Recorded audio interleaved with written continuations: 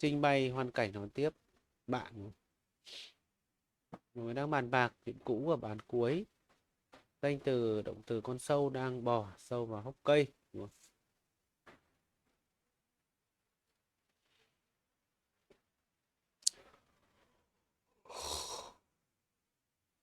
Đấy. Chưa, không đều có ý nghĩa phủ định. Chưa là phủ định tương đối, không phủ định tuyệt đối nữa.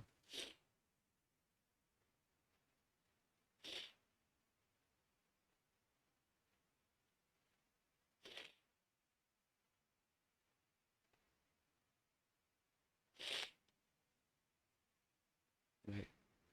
Từ sự có miêu tả trong văn bản, từ sự miêu tả trong văn bản chỉ ra.